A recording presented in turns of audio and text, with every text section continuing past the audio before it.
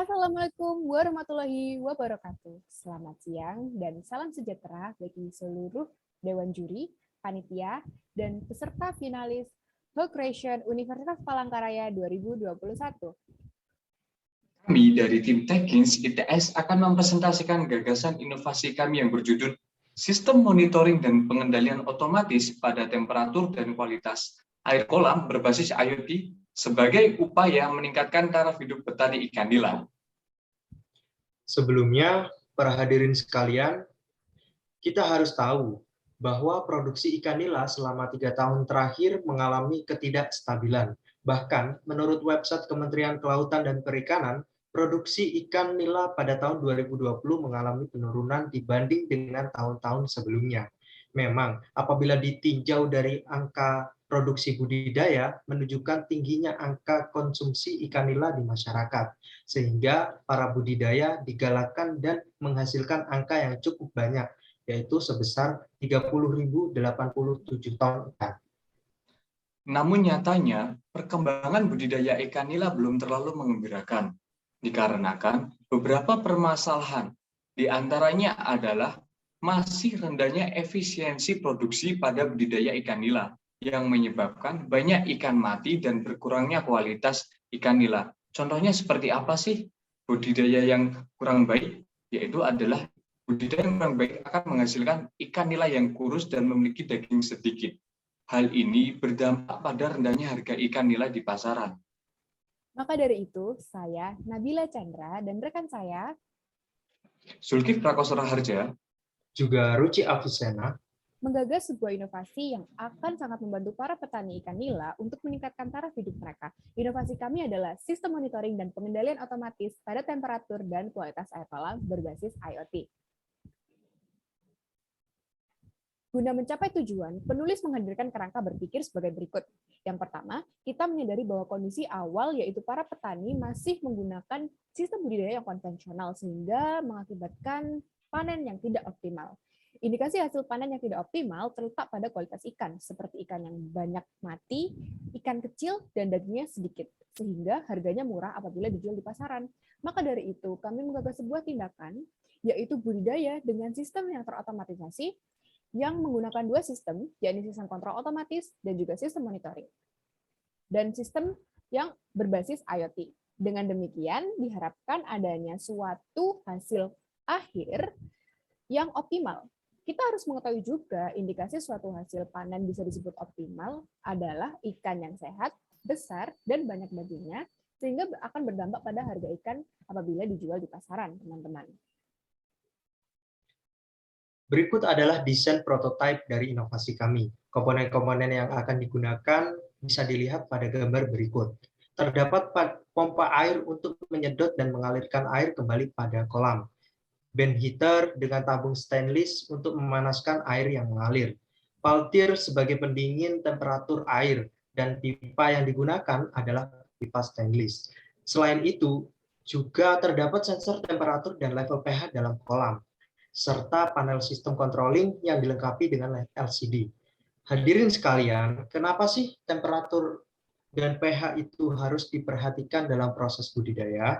Karena faktor utama dalam budidaya ikan adalah kualitas air. Dalam pemeliharaannya, diperlukan pengontrolan yang baik dikarenakan kualitas air sangat perlu diperhatikan sekalipun ikan tersebut tahan pada kualitas air yang ekstrim.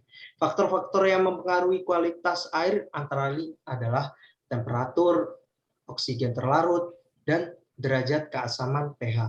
Untuk rangkaian sistem kerjanya akan dijelaskan oleh rekan saya. hadirin sekalian, berikut adalah diagram blok sistem pengendalian dan sistem pengukuran. Sistem ini diawali dengan sensor pH E450-2C untuk mengukur level pH dan sensor DS18B20 untuk mengukur temperatur yang ditempatkan pada kolam ikan nila. Kedua sensor tersebut dikoneksikan pada mikrokontroler Arduino Uno R3 yang terintegrasi oleh ESP modul 8266 sebagai master yang akan membaca dan mengontrol nilai keluaran sensor. Ketika sensor DS18B20 membaca temperatur kurang dari 25 derajat Celcius, maka pompa akan menyedot air untuk dialirkan ke dalam tabung heater Dalam proses ini, suhu air akan dipanaskan hingga temperatur air mencapai 27 derajat Celcius. Dikarenakan temperatur air yang rendah akan mengakibatkan aktivitas dan nafsu makan ikan berkurang, sehingga ikan akan lebih rentan terkena penyakit dan menimbulkan kematian. Sedangkan ketika sensor mengukur temperatur lebih dari 27 derajat Celcius, maka pompa akan mengalirkan air melewati box yang terpasang oleh elemen peltier. Di sini suhu air akan diturunkan hingga mencapai suhu 27 derajat Celcius. Karena ketika temperatur air terlalu tinggi, maka metabolisme ikan akan semakin meningkat. Sementara kebutuhan oksigen semakin meningkat, padahal jumlah oksigen akan berkurang ketika kualitas air memburuk. Kualitas air memburuk diakibatkan oleh metabolisme ikan. Metabolisme ikan akan menciptakan kotoran-kotoran ikan semakin meningkat. Hasil data pengukuran temperatur pada kolam akan ditampilkan di LCD 4x16 yang berada pada ponsel box. Selain itu, monitoring kolam juga dapat dipantau melalui web khusus pada ponsel Android, sehingga para petani ikan nila dapat memonitoring kondisi kolam kapanpun dan dimanapun. Berikut adalah desain pada website untuk sistem monitoring temperatur air dan juga derajat keasaman pada air kolam. Pada website, petani pertama akan masuk dan tampilan selanjutnya adalah kondisi kolam yang mencangkup temperatur dan pH air kolam.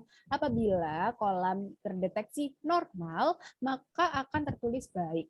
Namun apabila temperatur dan juga pH-nya terdeteksi tidak normal, maka akan tertulis buruk. Sehingga akan muncul notifikasi pada ujung halaman. Apabila kita tekan, akan menuju ke halaman pemberitahuan untuk mengganti air kolam. Di website ini juga dilengkapi fitur kalender untuk mengetahui kapan sih petani ikan ini harus mengganti air kolamnya, karena penggantian air kolam harus rutin dilakukan paling tidak 2 minggu sekali untuk tetap menjaga kualitas air kolam, teman-teman. Nah, dengan adanya inovasi ini, kita membutuhkan suatu strategi implementasi. Maka, strategi implementasi yang kami hadirkan adalah sebagai berikut. Yang pertama adalah tahap studi pendahuluan, yang mana pada tahap ini akan kita melakukan peninjauan studi kasus serta identifikasi permasalahan yang terjadi baik pada proses budidaya ikan maupun hasil akhir keluaran budidaya. Yang kedua adalah tahap perencanaan, di mana pada tahap ini akan dilakukan penetapan kerjasama antara pihak yang terkait dengan adanya inovasi ini. Selanjutnya adalah tahap pelaksanaan. Pada tahap ini, kami akan melakukan serangkaian pembuatan alat dan juga uji coba pada sistem kami, serta melakukan sosialisasi secara meluas sebagai upaya untuk meningkatkan taraf hidup para pembudidaya. Strategi yang terakhir adalah monitoring dan evaluasi. Pada tahap ini, kami akan melaksanakan serangkaian monitoring dan evaluasi pada inovasi untuk mendapatkan hasil yang terbaik demi tercapainya tujuan kami, yakni meningkatkan taraf hidup dan para petani kami. Keluaran yang kami harapkan ialah kolam ikan nila yang terotomatisasi serta proses budidaya menjadi lebih efektif dan efisien, sehingga air pada kolam terjaga dengan baik agar ikan nila bisa lebih sehat dan berkualitas. Jika ikan sehat dan berkualitas, maka otomatis harga ikan nila di pasaran akan naik. Dengan hal tersebut, taraf hidup petani ikan nila juga meningkat. Next. Dapat disimpulkan bahwa pemanfaatan teknologi ini diharapkan bisa mempermudah petani ikan nila agar semakin produktif dan hasil panen akan lebih berkualitas dibandingkan dengan budidaya konvensional. Setelah esai ini digagas, diharapkan juga mampu memantik gairah pemuda bangsa Indonesia untuk menciptakan inovasi terbaru di bidang budidaya perikanan. Pak Tani pergi ke sawah, pulang-pulang membawa ikan. Jika tutur kata kami banyak yang salah, mohon kiranya untuk dimaafkan. Keberhasilan bukanlah suatu kebetulan, melainkan keberhasilan adalah milik mereka yang berjuang. Kami, mahasiswa dari Kampus Perjuangan Institut Teknologi 10 November, Departemen Teknik Instrumentasi, mengucapkan terima kasih dan wassalamualaikum warahmatullahi wabarakatuh.